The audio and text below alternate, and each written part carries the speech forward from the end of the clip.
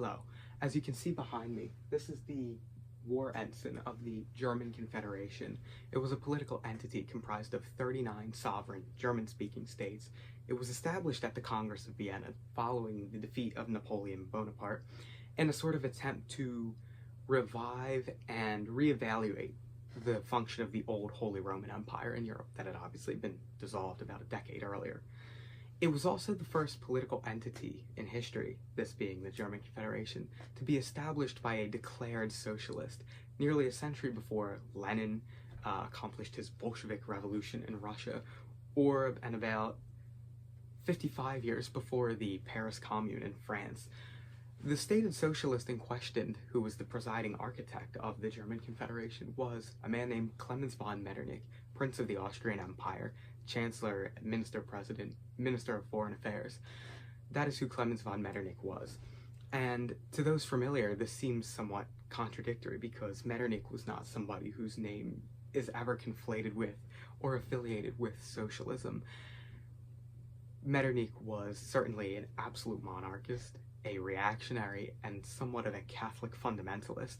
However, Metternich proclaimed himself to be a socialist and coined this sort of a new form of socialism, a new adaptation of socialism that has been described as reactionary socialism and by some Marxist authors as bourgeois socialism. I want to explain what this reactionary socialism is, what its motivations are, and why it's not accurate to label it as a bourgeois socialism. Metternich's understanding of socialism and his desire to establish socialism basically comes from this notion that a country's freedom is worthless if all of its citizens have an unlimited freedom, a total freedom, and an equal freedom, and subsequently a freedom to abuse and exploit their poor neighbor. This, to Metternich, is something inevitable with total freedom, something we can see is inevitable with total freedom living in capitalism, and this is something deeply morally offensive to Metternich. Metternich obviously lived from the late 18th century through to the upper mid-19th century, and he saw a great deal of change. And he saw one of these many changes being liberalization, liberalism being a widespread ideology that sought to export itself all over the world, and the establishment of capitalism.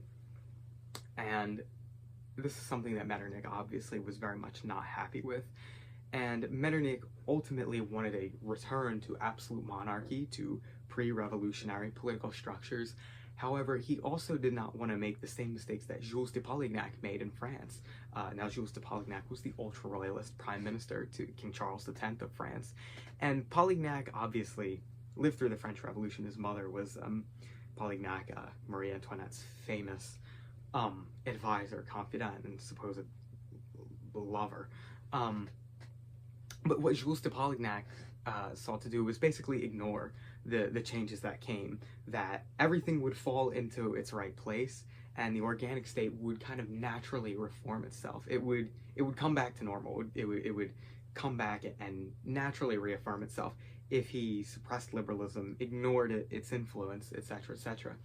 Obviously, this did not work. He was overthrown in the July revolutions of 1830, not by any moral failing of his own or political failing by he or the king, Charles X, but by a failing to understand that things had changed and the problems that they were facing were the problems of 1830, not 1730, not 1630, not 1330. And Metternich understood this, and this is why he seeks to establish reactionary socialism, reaffirming this old medieval notion that it is the monarchy that are the greatest protectors and the greatest allies to the peasantry, that the king and the aristocracy protect the peasantry from the mercantile class, from that subversive clique in between, at the upper echelons of the in-between, not just the petite bourgeoisie, but the grand bourgeoisie, more importantly, those people with immense financial influence that have been excluded from political power because their only motivation is ever increasing their personal finance capital. It's never the betterment of the establishment at hand or the lives of the people at the bottom. So this is what Metternich's motivation of that is, So it's not bourgeois socialism, it is an anti-bourgeois socialism, but it is also not egalitarian, it is hierarchical, and it's not Marxist socialism, because Metternich despises this notion of historical and dialectical materialism, that it is that it is material conditions that characterize history. No, to Metternich, and to me, I agree with him, obviously, it's great men, great ideas, great civilizational aspirations, attributes, and abstractions that will determine history, not material financial conditions. Those are transient and aren't natural to be at the center of a society, because ultimately they're devoid of morality, they're devoid of real purpose outside of themselves, and thus they exist but will be kept secondary. They play second fiddle. Material conditions exist, we recognize them, the government should pursue policies to certainly improve them, but they should never be the sole guiding factor in your society, and Metternich obviously recognizes this. And so he seeks to protect his people from this subversive clique of the liberal bourgeoisie, because he also saw that with these revolutions, with liberalization, the people became incredibly unhappy, incredibly quick. The people that were the foot soldiers of the liberal revolutions of 1848, obviously the 1848 revolutions ended Metternich's political career, but he was vindicated in the end. The people that supported these, the people that gave their blood, that fought, that set up the barricades in the streets, felt betrayed instantly by their parliaments, by their presidents, by their prime ministers that promised them freedom, by their ideologues that promised them freedom. These people very quickly became the real oppressors, and then they had the audacity to pit the proletariat against each other, because a lot of these proletariat became familiar with socialism, became familiar with Marx's works, and the other sect obviously were capitalists and were liberals, and so they were pitted against each other by the bourgeoisie. And Metternich obviously sees this as it occurred in France following the Revolution of 1848 with the proclamation of the Republic and all. And he sees that his government ideally needs to avoid that. It needs to avoid the people being used as pawns and being pitted against each other, be it by parliamentary political parties and divisions, be it by small transient ideological divisions, which deep down are irrelevant. And deep down, obviously, Marxism and capitalism have collaborated whenever challenged, whenever threatened, whenever opposed. We can see this continuously. Obviously, they collaborated in 1848. They collaborated from 1939 to 1945. They collaborated many times. And so to Metternich, liberation of the people does not come with what we would call populism or populist revolutions. That is an abandonment of the people's will. It's a betrayal of the people's will. It's an abuse of the people's lives and free will. He sees the only expressions of populism or socialism being those that come when the peasantry and the aristocracy are united. Case in point, the Sanfedisti in southern Italy, this militia of peasantry led by a deeply pious religious leader with the stated ambition of overthrowing the Jacobin Republic, the Parthian Republic that had been implemented upon them by the Jacobin invaders who sought to export their republican ideology across the rest of Europe. The Sanfedisti in southern Italy obviously saw this new republic as not coming from the authentic will of the people of Sicily and of Naples, and they saw it as something far more oppressive than anything they'd ever known. They saw it as a complete betrayal and as something completely inorganic, and thus sought to mobilize against it, to take up arms against it, with the stated intention of protecting the peasantry. What was their slogan? It was, "Hail to the lower classes, long live the king and his family, death to the Jacobins, curse be upon the thieves and invaders." These invaders and these thieves, these liberal bourgeois republicans in France, who obviously overthrew their monarchy and plunged their country into bloodshed and chaos, and then sought to export it across Europe with this onslaught, this horde of degeneracy and of all truth, of all things that have been understood to be sane and normal, thrown out the window into these destructive, transient, kind of one-size-fits-all governments, these one-size-fits-all republics, liberal regimes. Obviously, they were not keen on that. And so Metternich sees the Sanfedisti as an example of a sort of socialism, of a sort of positive expression of a popular uprising. The difference between a populist revolution, always coming from the bourgeoisie, always motivated by the bourgeoisie's resentment of the monarchy because financial capital is always limited and their power subsequently is always limited. This is why usury was always criminalized, and this is why that particular set of policies have always resulted in dire consequences for a particular group of people. I'm not going to name right now. But that very inorganic, materialistic revolution, Metternich sees as degenerate. But he does see a sort of peasants' revolt, even something maybe going back as an example. Metternich didn't mention this, but an example would be the peasants' revolt in England in the late 14th century. Their grievances were not with King Richard II. It was with the bourgeoisie. It was with the mercantile class, the merchants that were overcharging them, the usurers and the moneylenders. That's who their grievances were with. And they saw the king as their ally and their protector. And the king granted them an audience and heard them out and heard their grievances and was open to moving policies in their direction. Another example of this would be the Vendéans in France, who uprose against the Republic with the intention of reinstating the absolute monarchy, the continuation of Salian law in France, and the notification, and a reversion to tradition and a continuation of tradition.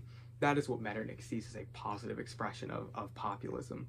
Other examples, the Black Hundreds in Russia, any sort of traditionalist, sort of pious movement stemming from the land, not from paper, not from legal documents, not from theory, but from authentic will of the people in their authentic state, or affirming their organic traditions. The Carlists in Spain could be another example. We could go on and on.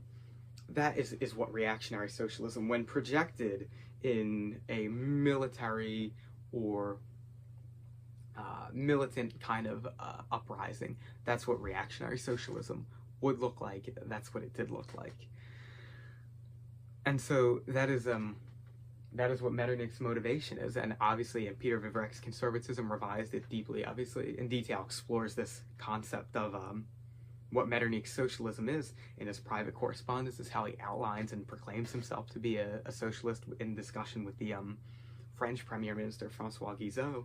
Metternich says, "I will die as I have lived, not as a politician or a statesman, but as a socialist, as somebody, as a defender of the people, as somebody defending the people from this onslaught." That is what Metternich stands for at the end of the day. And so Metternichian socialism, I would say, in a period of transition, could be implemented very well. A reactionary socialism could be implemented very well, because the criticisms of capitalism that come from socialism are not completely wrong. It's just that socialism, as this one guiding soul, continuous political format, is not viable. And this notion that of egalitarianism is simply untrue. You cannot have society, you cannot have life with egalitarianism, because life is hierarchical. Everything is hierarchy. Nature is a monarchy. God is a monarchy. Life is a monarchy.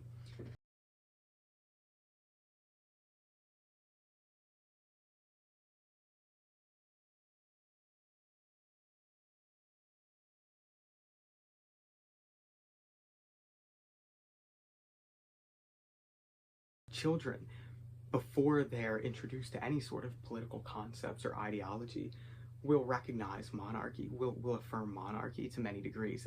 One child in a group project will emerge to the top and will lead.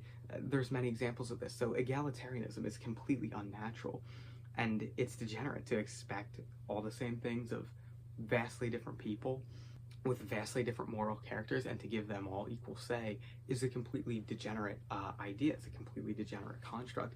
And that's why everybody deep down really does not support democracy and does not believe in egalitarianism, because it's simply an untruth. It's just not organic. And that is one of Metternich's largest criticisms with it. And he also sees that it is an abandonment of and an abuse of the people to sort of give them the revolution that Marx would give them with egalitarianism, because he believes that the proletariat, even in their liberation, needs to be guided by something, needs to be guided by great principles, by great men, by great ideas, guided by something higher, guided by the monarchy, guided by monarchical structures. Metternich believes that the people will only be authentically liberated when they're following a great guiding idea, when they are enveloped and oriented around a paternal autocrat. That is what Metternich sees authentic liberation looking like, not egalitarianism, not complete collective ownership of everything, not an abolition of all tradition, abolition of everything sane, normal, and natural.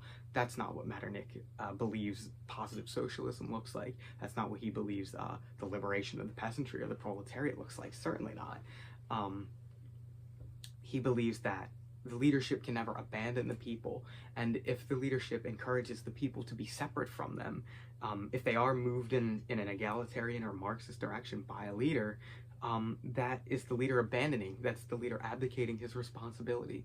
And that's not something Metternich believes in. Metternich believes that the leader does have a responsibility to the lowest people and to protect them and to be there for them, to be their kind of national father figure. Like I said, I used the word paternal autocrat. Metternich believes that is what their liberation would look like. That is the only way they'd be able in the end to pursue sovereign agency as a nation, because a nation can only be sovereign when it's headed by a sovereign, an unindebtable figure who is not accountable to international finance capital, who's not accountable to transient political movements or thoughts, who's not accountable to a parliament of bureaucrats who are bought out, who are ambitious with their own interests. That, to Metternich, is not how a country is sovereign. A country is sovereign when it is headed by an absolute monarch who reigns in his own right. And that absolute monarch is, to Metternich, the greatest socialist. So I think we can kind of end it here. This was a nice little yap session. It's really late at night. It's like 1 in the morning. And I've been trying to start doing these kind of things. I want to have more of a presence on social media. But I thought this was great. I'm looking around. Yes, I bought this. Yes, I bought this thing right here just to do this video with. So I hope I got my money's worth out of the German Confederation Naval and War Ensign, so I could yap about Metternich for 20 minutes or however long this is going to be. Yeah, I hope everybody has a nice day, and thanks for watching. Sorry I had to cut. I had to